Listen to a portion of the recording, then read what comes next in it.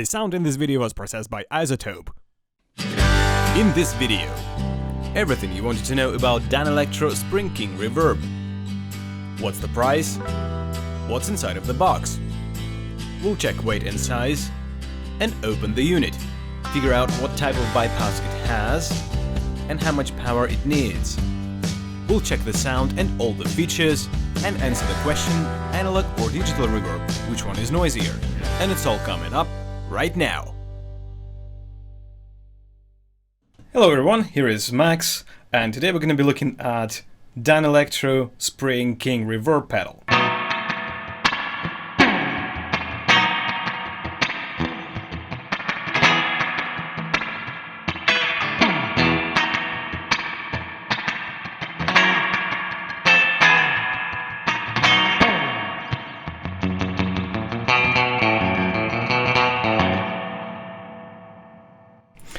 It's a lot of fun.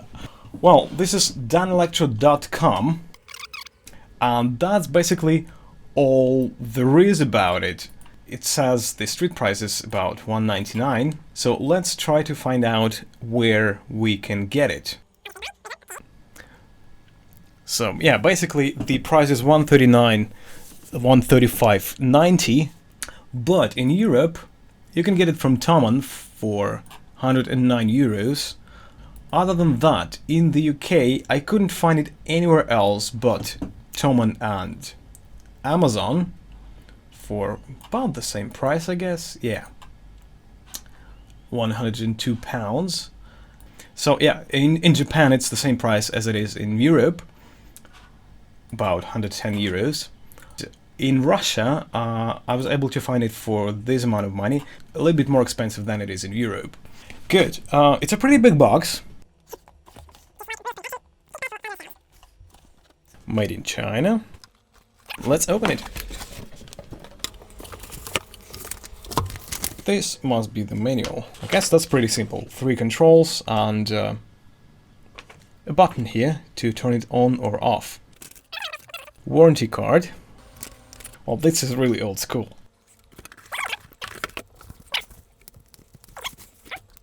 So this is the unit, and there's another, just a piece of cardboard. Let's take a closer look at the unit. 3 controls, volume, tone and reverb. This must be the power LED. When it is engaged, it must be on. The button to turn it on or off, and the kick pad. Input and output on the back, and power connector. Nothing on the sides, nothing on the front. On the bottom, we can access the battery. 1 9-volt battery, 300 milliamps, center negative. Is there a battery? Yeah, there is a battery. This is an old school battery.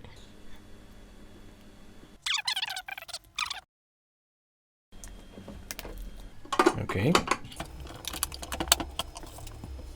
So obviously I need to put something in. Yep. Good. The next thing I wanted to do is to check how heavy this thing is. And, well, let's assume we're going to be running it with a power supply. And in this case, the battery is not going to be there. So I'll take it out for now. We can put it back later if we need to. Okay, let's go and check the weight. Ooh, 1.2 kilograms. That's a lot. 2.6 pounds.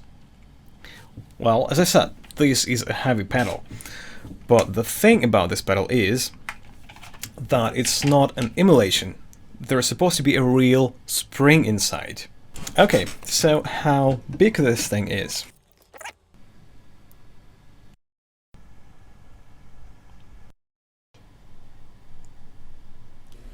Well, I guess it would really make sense to compare it to something we already know. So it is really, really huge. So it really takes a lot of real estate on your pedal board. Let's open this thing and take a look inside.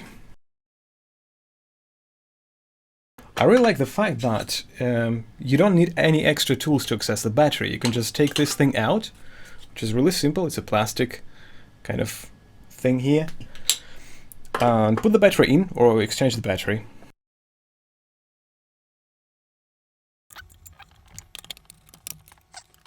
Well, that's it. There are 3 springs here. 2 tiny transformers on the left and right. What I don't like all these wires right here. Don't try this at home, unless you really know what you're doing. Built like a tank, kinda. Yeah, that's true. I think it's built in a way that you can hit it, you can kick it as hard as you possibly can, and it still should survive that.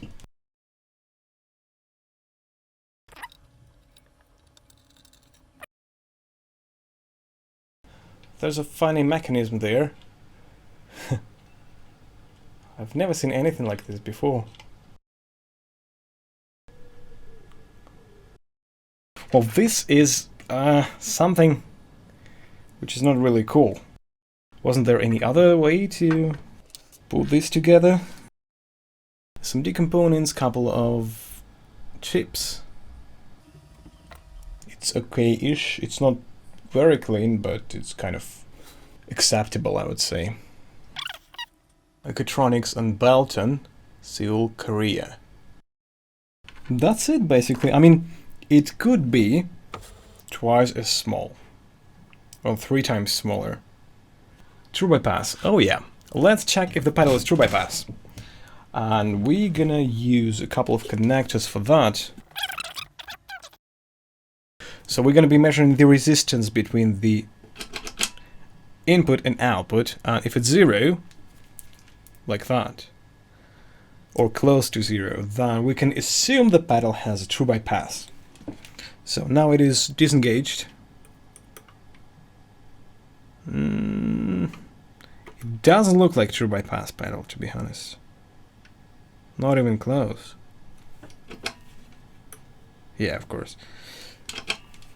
So yeah, it's not a true bypass pedal. I actually expect it to be a true bypass, but it's not. Okay, well, now we know. Okay, let's check the current consumption first. Well, as I said before, don't do this at home unless you really know what you're doing, because this is kind of tricky. This might be really dangerous. 33 milliamps when it's off. What if I turn it on? 42. Yep, alright, good. This is not good. That's fine. 34. 44. That's what we've seen before. Now let's play some guitar and see if that changes. Oh yeah, look at this. Over 100 milliamps, and it's off, it's not even on. I just hit 133. Okay, let's turn it on.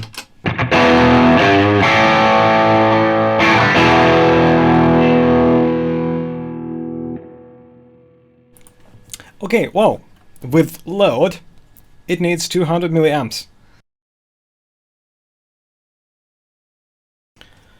Good, so this is the clean tone without reverb. Now I'll turn it on.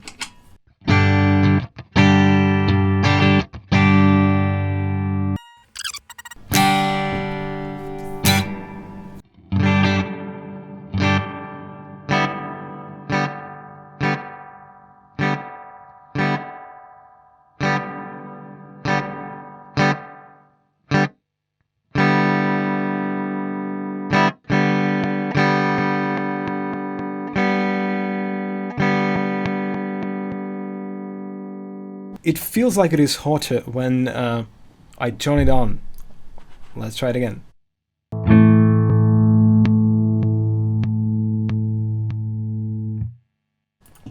So something is different there for sure.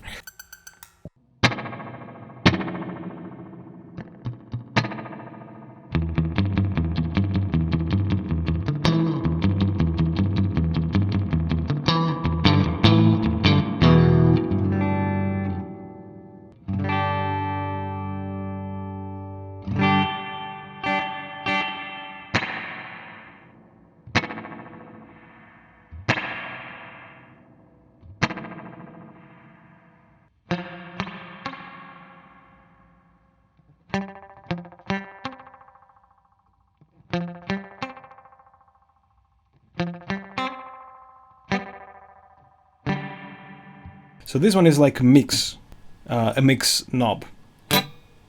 So it's completely dry at 0 and 50% or more, I don't know. This one controls how much reverb there is, how long it is, the decay.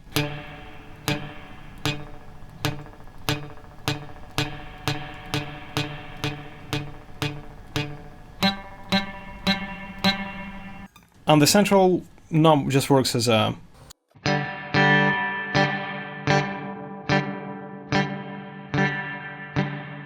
Let's kick it.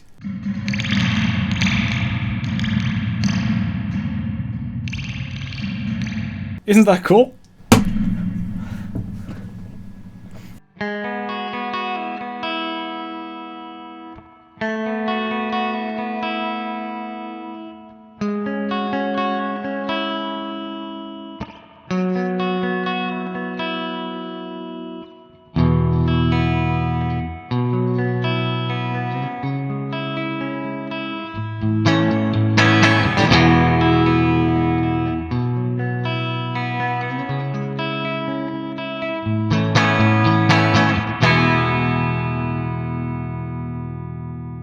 That sounds like a real spring reverb to me. I was actually looking for this kind of pedal, and I have tried quite a few reverb pedals which were supposed to sound like spring reverb, but they didn't. And apparently it's not a very easy task to implement an algorithm that will work properly as spring reverb and give you that spring abuse sound like. But this thing really does the job.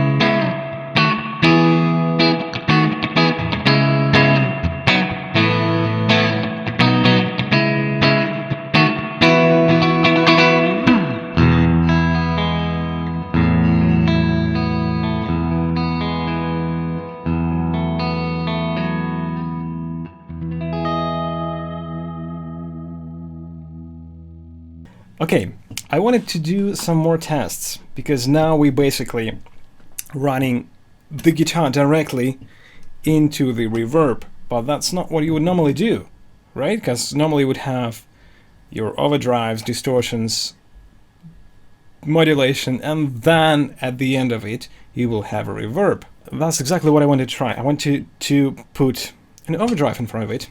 I want to figure out if this one is going to distort, if the output of my overdrive is going to be too hot for the reverb to work with properly. Let's check that out.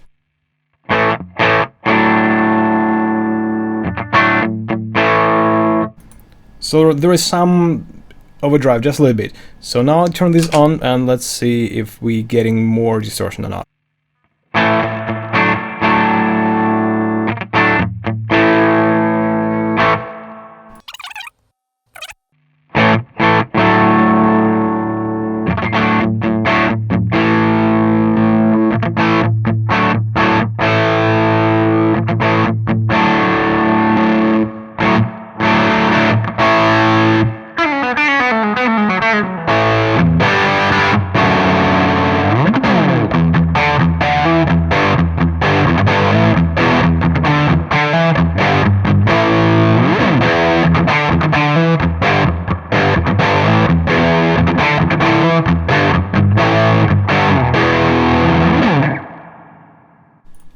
I have a feeling that it works, that it's not distorting.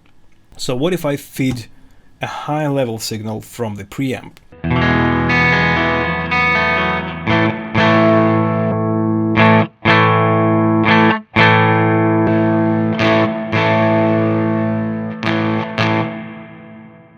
Without reverb.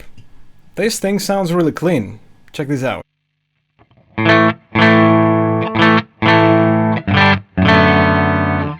And as soon as I turn the reverb on, there is some kind of distortion going on. It's quiet, but it's there.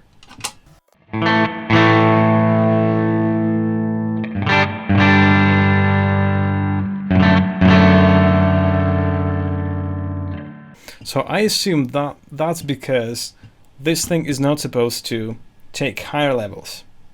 Good, so now I wanted to check the noise level and the foot switch. So this is my testing pedal board, and I want to put this one between these two. But now I will be turning on and off the reverb, and we will see if there's any pop. Nothing at all. It's completely silent. That's brilliant. That's what I wanted to see. Cool. Because if we take any other pedal, I'm pretty sure we will hear something. That's what I'm talking about. There's a pop, and you can see the level meter going up and down.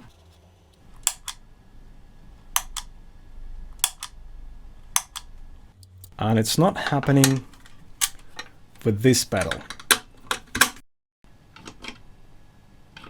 Or the first time maybe, or a couple of times, but then it's quiet. Good, so I still have one more test to go. I want to use two reverb pedals, this one and this one. This is a digital reverb. I want to put them, connect them to a true selector. And then it all should go into my S2 preamp, such as we can measure which one is noisier. Now we're talking. So this is the digital reverb right now at about minus 25, minus 26 dBs. Okay, I can turn the level down. It's going to be minus 36. Okay, now what if I switch to the Spring King? It's quieter. And even if I turn everything up, but it's about minus 32 dBs, I guess. Yep, so analog reverb turned out to be quieter than the digital one. That is a very good result. That's a very good result. Okay, and here's a recap. By the way, if you've made it this far, write Boomerang of Destiny in the comments. We're dealing with an authentic analog spring reverb in a pedal format, which is awesome. It has an active bypass, can be powered with a battery or with an adapter. Although, looking at how much current it needs, I would recommend using an adapter. It is also pretty big and heavy, but well, that's the price for having a real spring inside. Speaking of pros and cons, it is very easy to use. It is also built like a tank, which is very important if you're gonna kick it and abuse it to get that specific tone out of it. And that is a special feature that no other pedal, especially a digital pedal, will offer you. As I've mentioned before, it is big and heavy, and looking at that current consumption, I can assume the battery won't last. But high amperage adapters are no problem nowadays. Don't forget to watch my video on 9V adapters to find the best fit. Alright, that's it for now. Hey, thanks for watching this video. If you liked it, hit that subscribe button right there, and don't forget about the bell button to get notifications every time I'm posting a new video. A special thanks goes to people in the list below. Those are my patrons. If you want to say thanks, hit the button on the left and join the list.